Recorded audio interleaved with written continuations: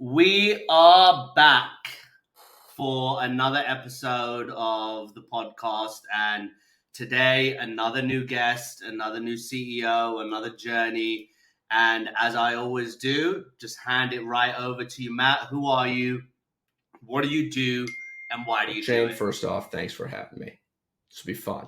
Matt Wampler, I'm a father, sometimes halfway decent husband, woodworker, avid baker, and I think the reason we're here today, I'm the CEO and co-founder over at ClearCOGS.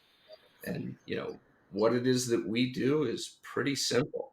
We're here to simplify the complex operations of restaurants and all of their data into single answers each day.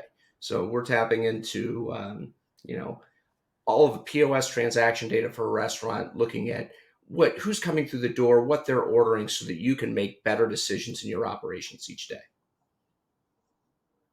Wow. And so why did you get into this specific industry? What was it about high school, college, or even prior to that drew you into the restaurant and cuisine Look, like industry? most people in the restaurant industry, you just somehow find yourself in it. I had the opportunity post-college. Some guy had run his Jimmy John's sandwich shop into the ground and needed a patsy to get out of the lease. And I was the 21-year-old kid with nothing to lose, said, hey, I'll roll the dice on it. And so, yeah, I took over as the owner of my first, restaurant right out of college, and was fortunate enough to turn it around, to open up 4 more of them, ultimately sold them. And, it was later on in life that I found my way into programming and data science. And it was just that, moment of, you mean to tell me that like somebody could have given me this technology when I was running my restaurants, and, all of a sudden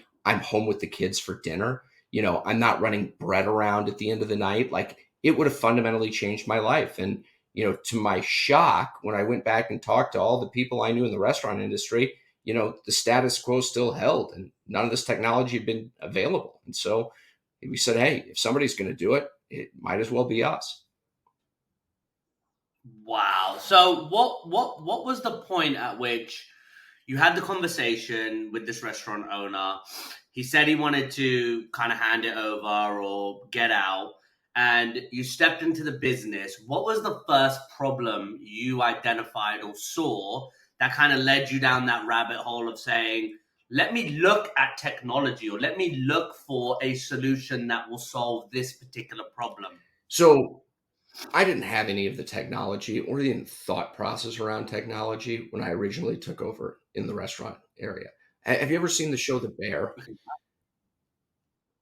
No, I have Worth not. watching. Great show. But that was the story of my life. When I went over to take over the restaurant, the guy had, run it into the ground before I got there. So, it's the middle of summer. There's no air conditioning. The grease trap's overflowing. They're down to like 4 employees. They've got ice buckets on top of the compressors or the cold tables to keep them from overheating.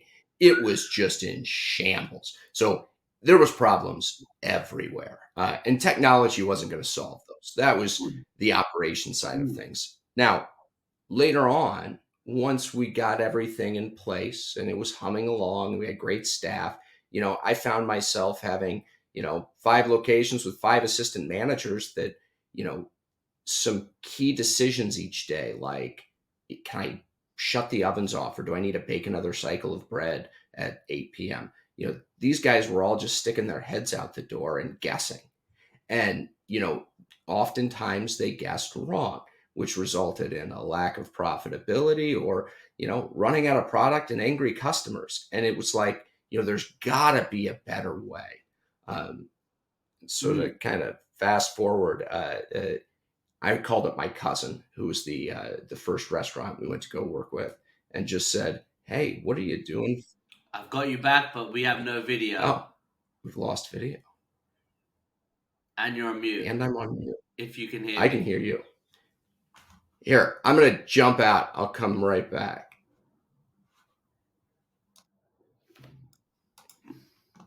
Can you see it? We're back. Do you want me to? Yeah, nah, you're back. You're back. You want me to refresh we were into 5 You want me to restaurants. refresh my browser?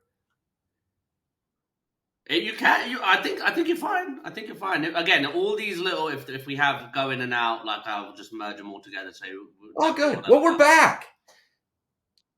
Probably good. I was into a mid monologue, anyways. You were talking about you. So, do they have to bake more bread?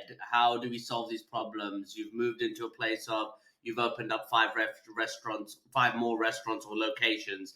But I want to press on something just before that point because that level of operational efficiency or expansion, it always comes from your like light bulb moment of again identifying certain problems within the business and being able to say, let me fix this first, and then seeing that this kind of enabled more throughput, and then with that throughput obviously more money allowed you to open up those locations. So what was that first like identified problem or kind of first solution you put in place before you were able to kind of make that expansion phase execution happen? So it all came down to execution. So we suspended all marketing dollars. We weren't doing anything there. Instead, we staffed up on Yeah, delivery.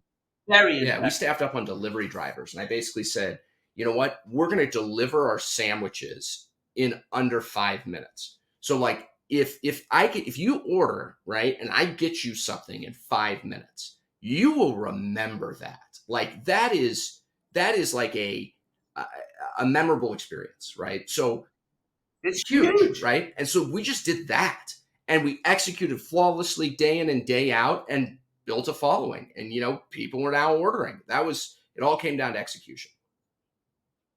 Wow. So I'll give you an example, right? So literally just before this, now I don't know if they have it by you guys, but I'm sure you have Uber Eats, but they have Uber One now. I don't know if you know what Uber One is. And Uber One is like your premium subscription. And if you have Uber One, you get first priority, you get discounts, but they also have you pay £2.49 to have a priority delivery, which means the delivery, instead of coming in 35 to 50 minutes, it comes in 15 to 25 minutes. And these motherfuckers didn't bring me my food for 45 minutes, even with my upgrade. So I'm pissed because my burger was cold, my fries had to be rushed, and I'm drinking my Diet Coke on the phone call with you, right? So I'm pissed with Gourmet Burger Kitchen, with GBK, and Uber because they cocked up my order, right? And now I'm hungry. I'm even more hungry, but I'm delayed. So when you like, who told you about like just even like how did you know 5 minutes was the right time? Oh, we didn't, right? Like I was a 21-year-old guessing. It Okay. sounded good at the time, right? It was what was feasibly possible. I think that you Okay. need to have a rallying cry, right? Like a mission. So for me, that was something that was achievable but difficult. It was just Mm. that right time frame where we could just, hey, do we get it there under 5? Nice, Yeah.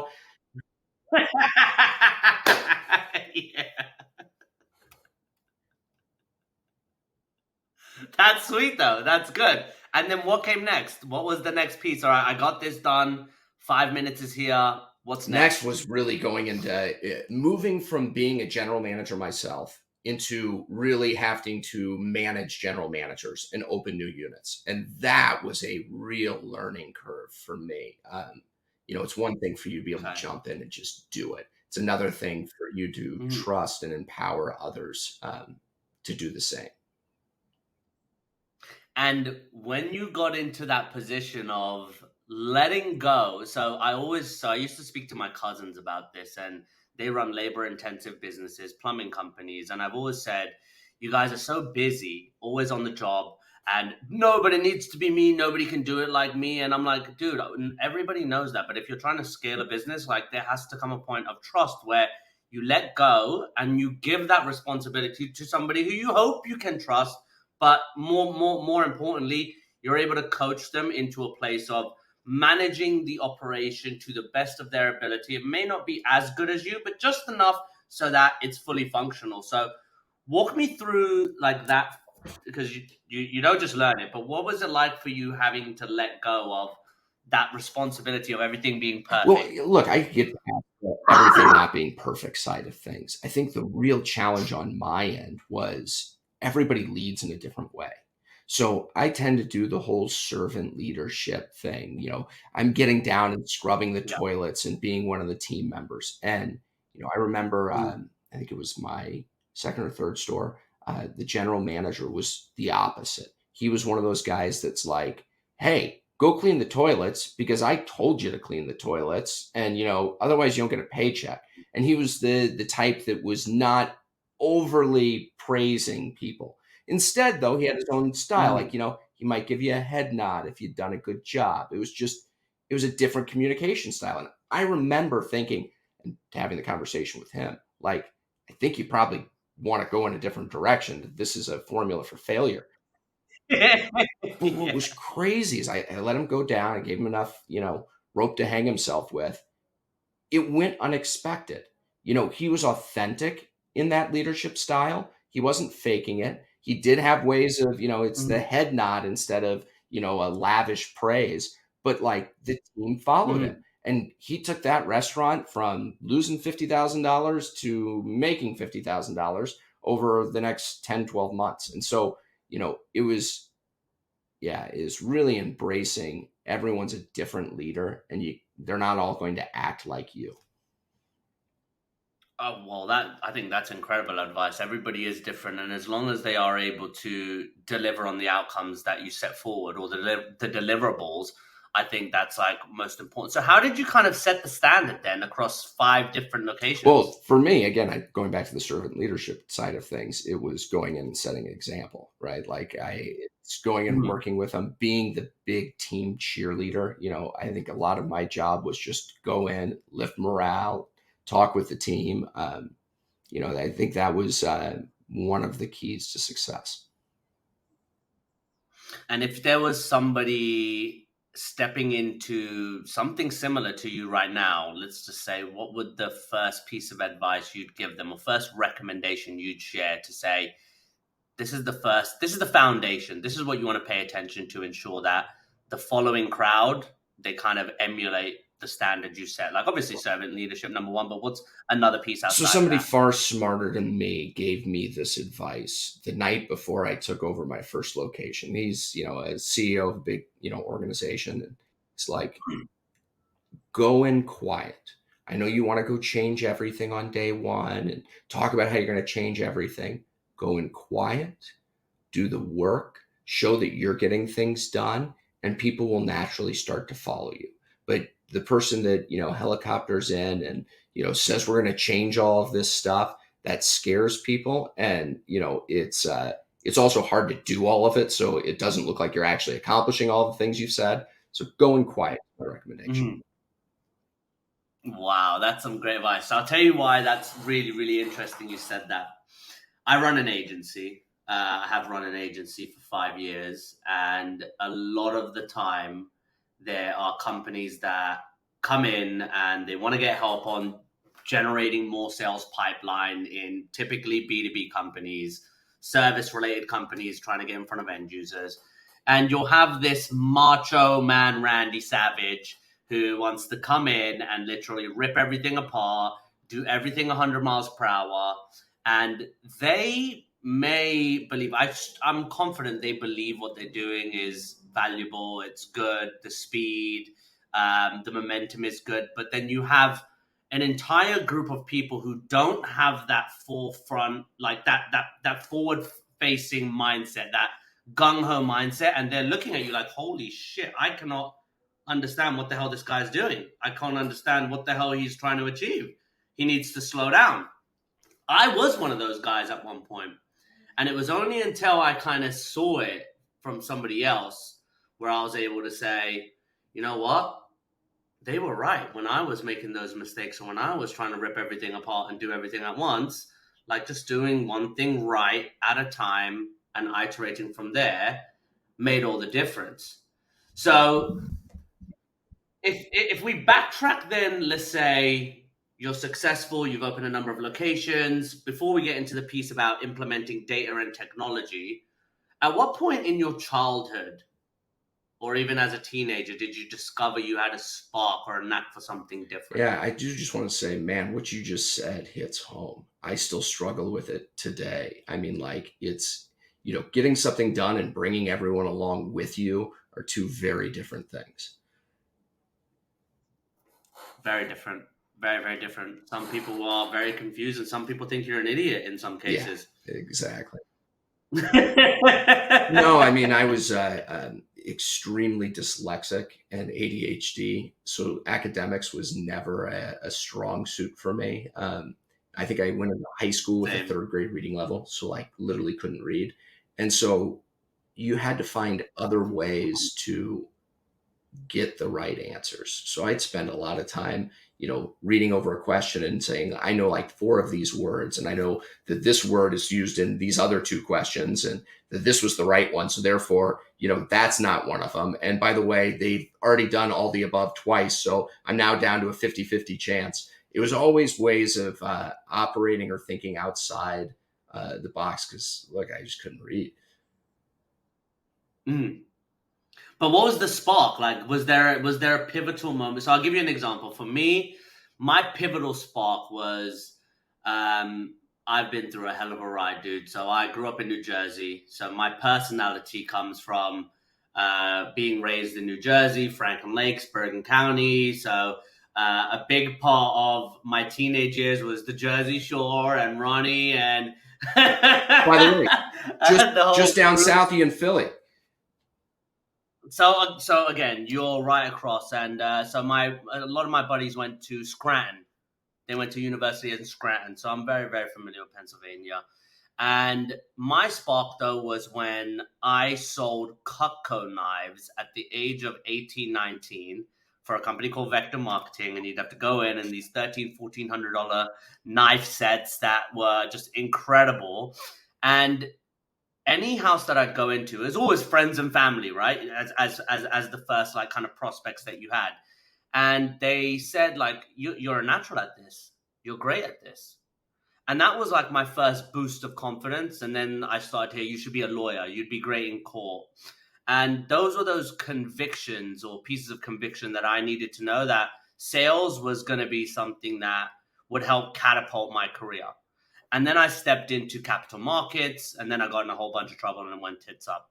And the rest is like back in sales, whatever. But for you, was there anything similar to that extent where the problems in school are apparent, but there was this moment of success where you're like, oh, I like this. This attention is kind of cool, or the recognition on this is a little bit different from the other things I was doing. You're probably not going to like my answer. No, there really wasn't. So I'm like a tinkerer. Like there's always, it's if I see a piece of furniture, I'm thinking like, I think I could make that. And then I'm kind of driven to go figure it out. And it's often in Yeah. positions of like, hey, I think I could figure out how to make this restaurant work, right? Like I can figure out how to Yeah. negotiate a lease, right down to there's this, giant room for improvement on the technology side of restaurants. I think I could go do that without really like necessarily thinking about it too much. It's almost a passion to go fill that hole. But what Mhm. fuels me is restaurant people. I mean, I love restaurateurs. Like my heart goes out to them. It's the hardest job. I love hospitality. Like I want to make it better and easier for them. And that's what gets me up every day. That's what I enjoy. Like I love getting to talk to restaurants, clients, customers, hear about what's going on in their world. So let's take it a step forward then to the place of you've now gone through the expansion. You're having ideas on the first ideas on implementing or using technology to enhance your business or to increase our operational efficiency. Walk me through that first kind of dipping your toe into water, and let's say the first Google search on what does technology look like for my restaurant business. Never actually thought about it when I was owning and operating restaurants. So, as part of a franchised group, the technology really came in from the franchisor. So, like, we were beholden to, like, oh, here's your technology package. Like, you didn't talk Mm, to sales reps or look for other solutions. You just took what you had. It was only okay. later on after I'd sold the restaurants and, it was in a different phase of my life that I found out this technology even existed. And it was then that, like, the moment I saw it, it was like, there's a direct application for this in restaurants. And I mean, the first call I made was to my cousin.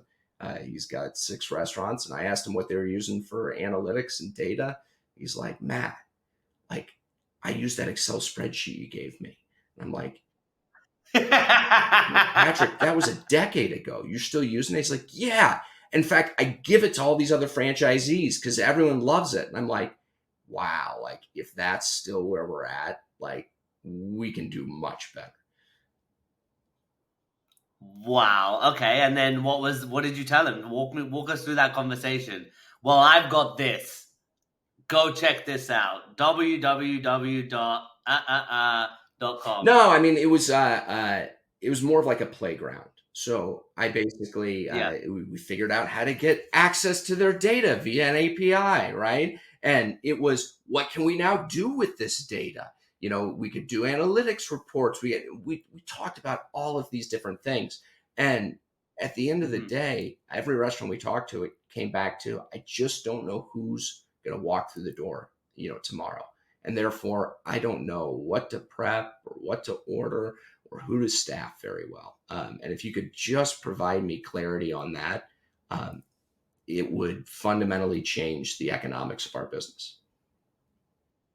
Wow. So, how should businesses then, specifically related to restaurant businesses, how should they be using technology in their companies today or in their operations today?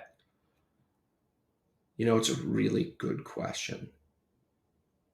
How should they be? So I think most restaurants are using the primary technologies that they need.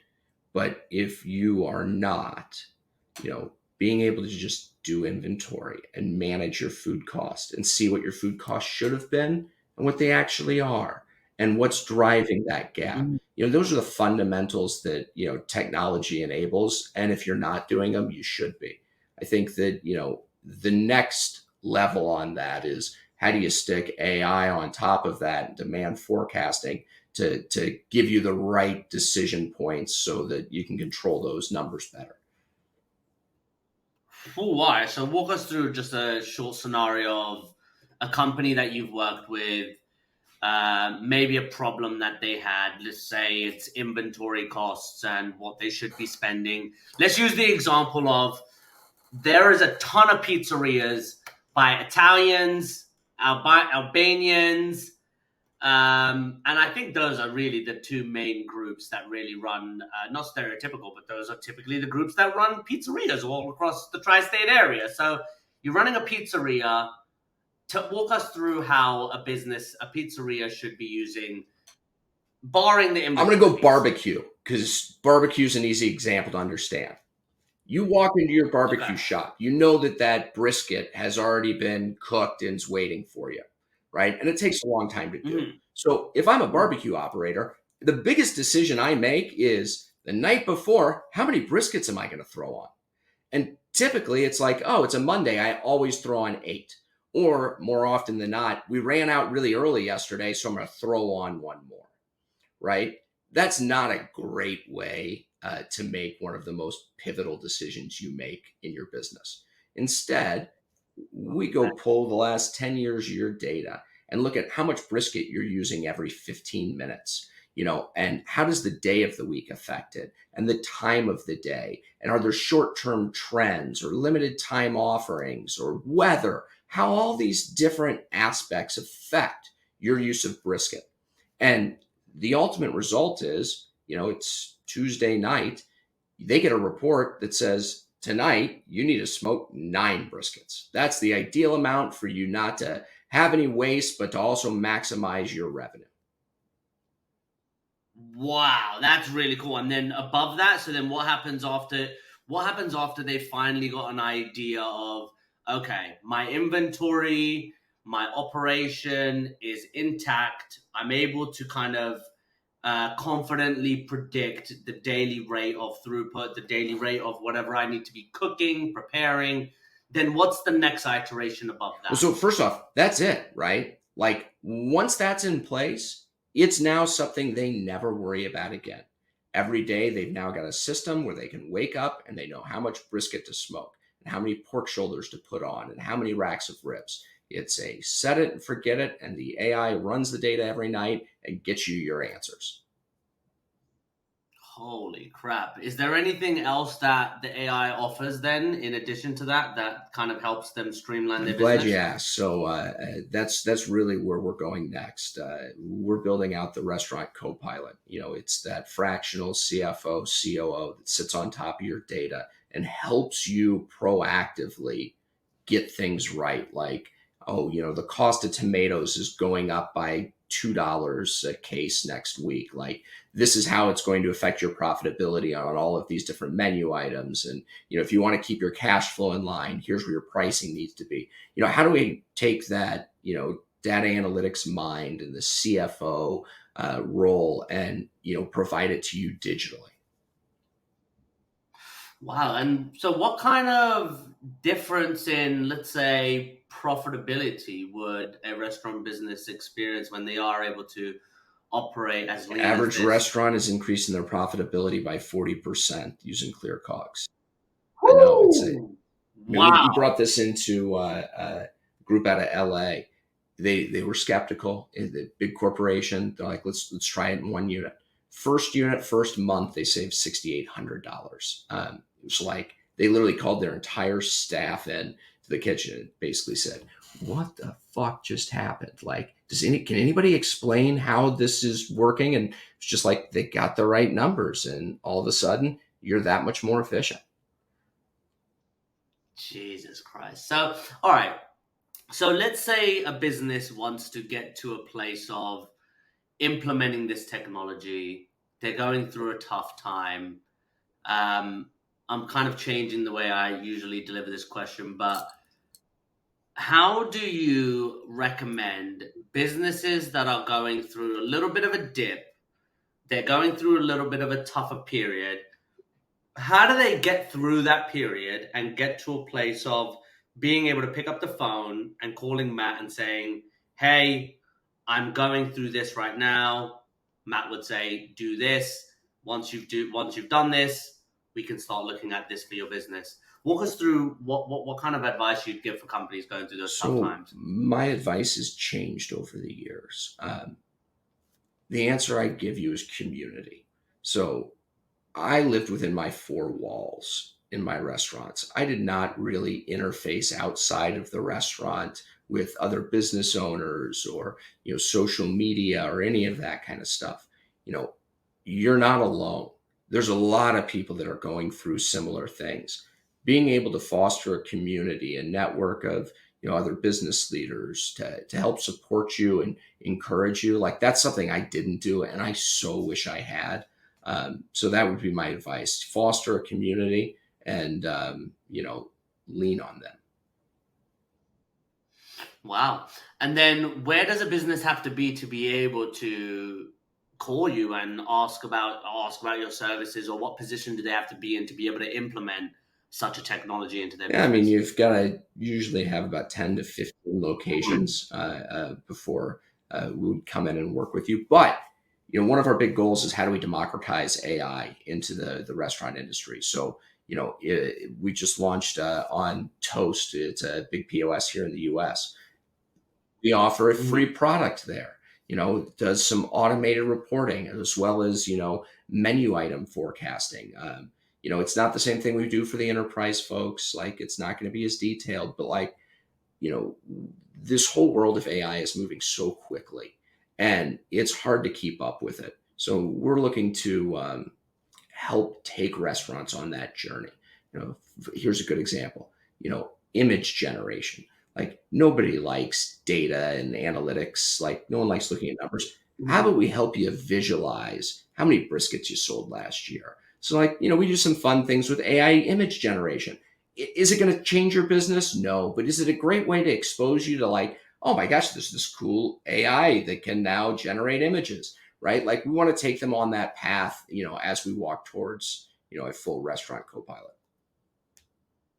Jesus, that's really interesting. So, for the businesses that are, or for the individuals that are maybe looking at getting into the restaurant business and maybe even franchise businesses, what would you say are the three key pillars to success that you've kind of lived your journey by? People, purpose, and community. So like it's all about people. It's about building a team, and empowering them, and like surrounding yourself with the right culture.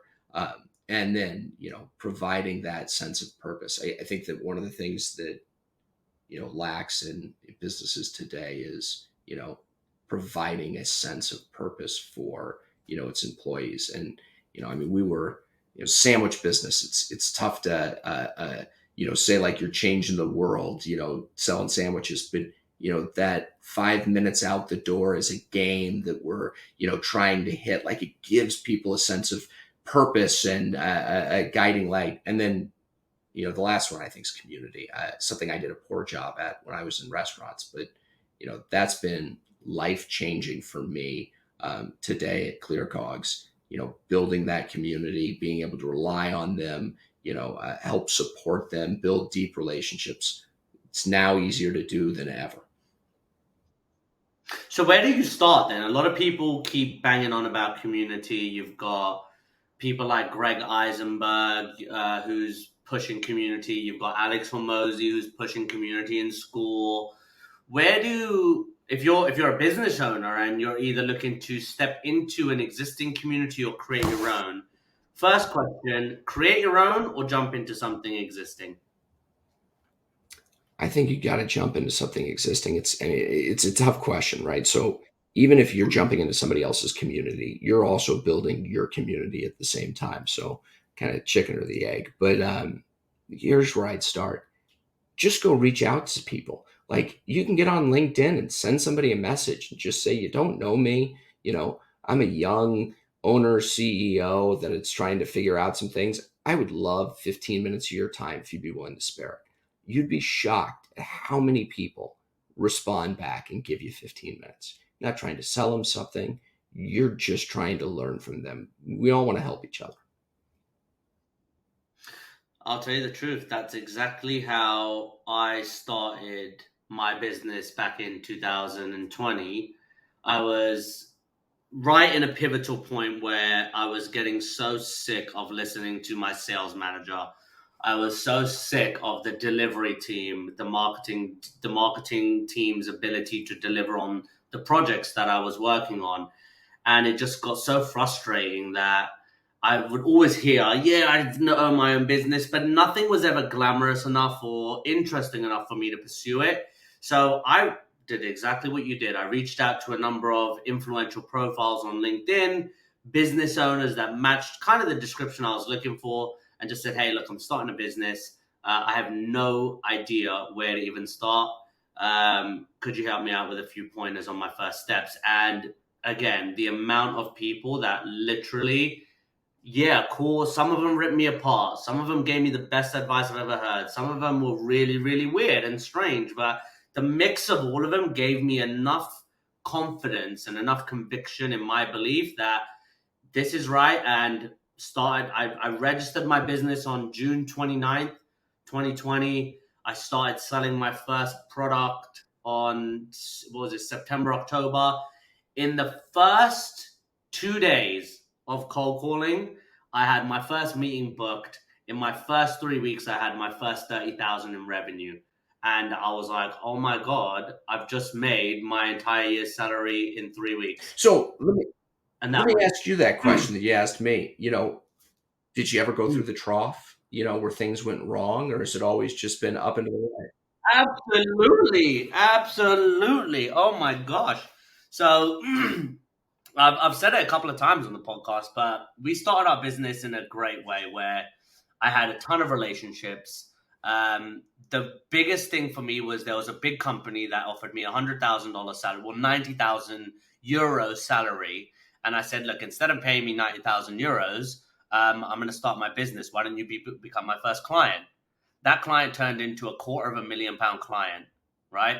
And upon igniting that £250,000, we hit our first major problem with that client. So they were the biggest spender they scaled their service with us from 1x to 3x, which was at first they wanted one rep and an operation for appointment setting that was like £6,500 a month. And once we delivered on a great job for them, they said, we want to 3x it. Let's add another two people. Now, when we added those two people, because we were new in business, we didn't take into consideration recruitment costs, recruitment time, interview time, ramp up time. So we charged for the increase, but the results were still 2 months after. And whilst the 1 month passed and the second month came in, where is everything? We ended up in a massive lawsuit with that company. Never. A massive legal lawsuit with that company.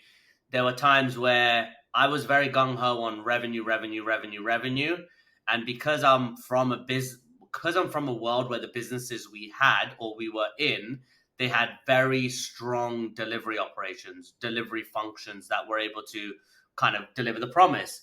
I never paid attention to delivery, so our delivery sucked, right? And and I'm not I'm not afraid to say it. And in some cases, we were able to land some of the biggest contracts in agency sales. Even when I'd speak to some of the other CEOs in the space, they'd be like, how the fuck did you pull that off? And within 2 months, the contract would go by the wayside. You haven't delivered X. This isn't here. And that was my biggest learning curve, where I had to pay attention to the process of delivering something that a customer wants and delivering a process that is scalable, that is repeatable. And those learnings happen also in that time. My best friend of 8 years that I started the business with, we no longer even speak. So that was a massive thing that happened in a dip of our business, but it was because change of direction, change of vision. He wanted to go in a more steady state and stay in the agency world. I realized it wasn't scalable, so I wanted to move more into a kind of scalable SaaS operation, more technology, and we parted ways. I went through a divorce because I paid so much attention to my business over my wife, and my wife got fed up, and she was like, hey, there were times I really needed you, and I wasn't there because I was on the phone with my co-founder or people in the team because I thought that was more important. So were there times where I went through like hard times, tough times? There were times where for the first time in my life, I had to make a decision: do I pay my team or do I pay myself?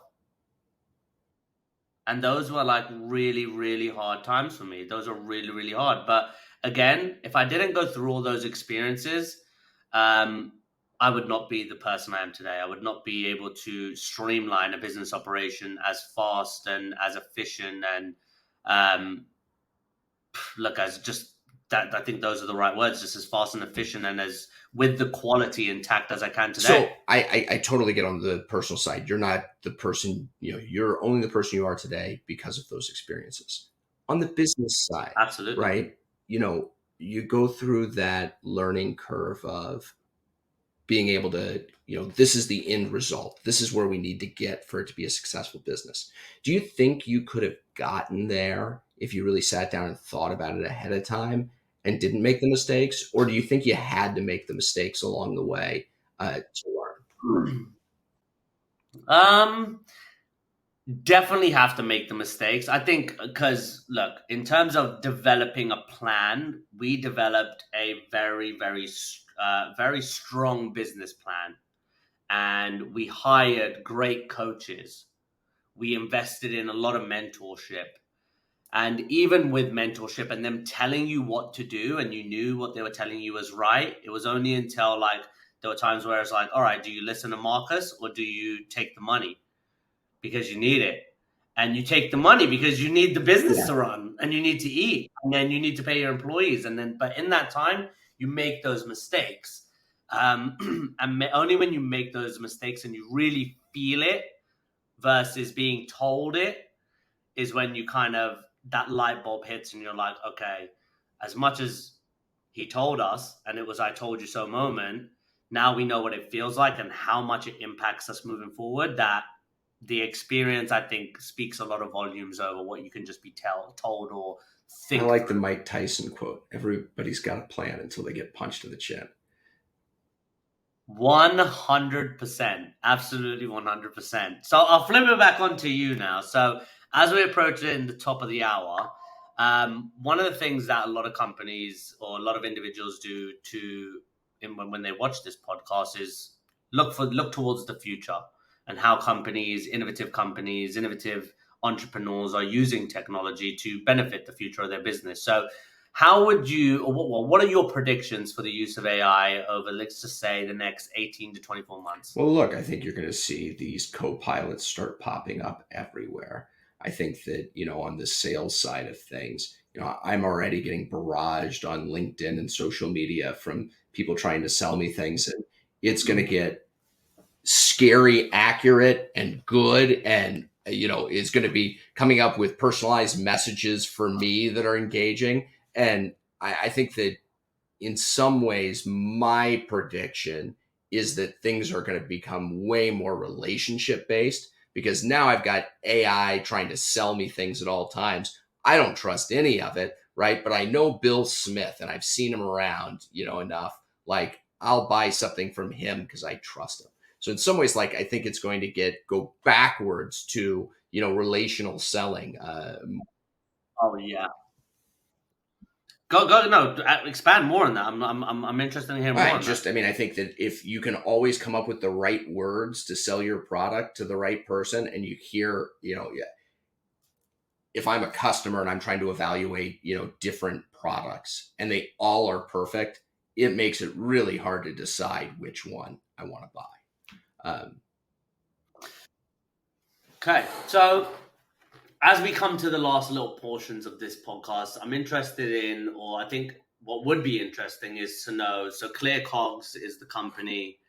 Walk us through a little highlight reel of who ClearCOGS is today and what you see for the company in the Yeah, I future. mean, ClearCOGS today is a demand forecasting company. We do AI operations. It's synthesizing all your data down into, answers to your key decisions each day. Um, that's fantastic, right? But those are for enterprise customers. They're predetermined decisions, so you're getting the same decisions or the same answers every day. Where we're going is to a far more flexible AI based world where I have that fractional CFO, COO that I can go to and, wake up in the morning and ask the question, what do I need to know today? What do I need to know for my business to be successful? And know the data, know what's coming up, and be able to provide you, hey, these are the three things that are most important today. Tomato prices are up. You're going to need to eliminate this thing, or your limited time offerings not doing very well. You might consider lowering the price by 50 cents. Uh, it's finally being able to not just have data, but have the translation layer on top of it that can help make sense of that data. Wow. So, any major clients that, let's say somebody's like right on the edge of their seat, they're like, I need this for my business. I want to reach out to Matt. Who else is he working Oh, with? so we're working with a ton of different clients. I Oh, think we're in about 60 brands across 4 countries at this point. We've got hundreds of restaurants on. I try not to name everybody by name. But yeah, typically it's larger in the fast casual QSR space. So think, your burrito type chain, your bakery operation. We're seeing a lot with, bagels and barbecue, things where I'm very prep heavy and need to get those correct. Long lead times, short shelf lives. beautiful. So, where are people going to see Matt Wampler in 10 years? Let's say everything goes to plan on the 26th of it's June, 26th of June, 2034. What are you Shane, going to be hopefully doing? I'm sitting here having a conversation with you about how, our I company's love just this answer. IPO. Well, look, let's hope that happens. Last piece of advice. What's one consistent habit future entrepreneurs should inherit, start taking heed of? one consistent habit that you found to be, or found to help you be the successful man you Put are yourself today. out there, whether that's on social media, whether that's relationships. There's always that moment of like, ooh, like I'm a little uncomfortable. Just put yourself out there. And if you could define it in a habit, how would you define the habit? Consistency. How would you It's a define it? great question. So it's a bad one to define. I can see the follow up question. No, if I was to do one consistent habit, it's getting on like a LinkedIn or getting on your group text messages and being active and continuing to nurture those relationships, because ultimately the community that you surround yourself with oftentimes defines your overall success. You're the best average of the top 5 people you hang out with, right? Amen to that. What's yours, by the way? My consistent habit is consistency. Everything that I do, I have to be consistent. So I was fat as fuck in January because I did just completely let go of everything. I was ordering so much Uber Eats. I wasn't cooking at home anymore. And one of the habits that I lost track of was being consistent in the gym. And an add on to that was the discipline of, whether I like it or not, just getting myself there. And in 6 months of, at first it was once a week, then it became twice a week, then it became 2 3 days, and then it was 4 5 days, then I dropped down to 3. But the consistency of making sure I went there, and the discipline of getting there and being there and actually moving my body around. It was only last week. I just came. That's why I have a beautiful tan. I just came back from Morocco after 2 weeks, and I hit the pull-up bar. And again, just for me, my own personal win was hitting the pull-up bar, 10 reps, and I'm 100 kgs, so I'm not light. That's like almost approaching 180, 190 pounds. And I got 2 muscle ups in, so like Superman's flying over the bar at 37 years old. And that doesn't happen. Those moments of fulfillment, and then when you're able to look in the camera or look in the mirror and say, "Wow, like you're not where you want to be yet, but you can start seeing noticeable results." And even as that transitions into working and developing your business or enhancing your business, those consistent actions and the discipline to stay focused, as long as you're consistent with those daily actions, they will produce an outcome that allows you to really reap the rewards of whatever it is you're seeking Well, I'm out not in going to life. lie. I did notice the tan because I'm sitting here on the split screen of looking at us, and I'm thinking, "Wow, Matt, you look really pale. Like I need a little more skin glow." I don't know. I don't know what kind of lighting you've got there, but it's looking good. None. Thank you very much, Matt. Well, look, any last words for the audience that is going to take a second look at you No, I before we go? appreciate you having me on. If any restaurants out there are interested, we'd love to talk with you. You can get on the website, clearcogs.com. You can schedule a call right there. I love restaurants. We love talking with restaurants. It would be make our day to talk with you. Well, thank you very much, Matt. And that's a wrap for us. We're gonna head Yes, out sir. now. No worries.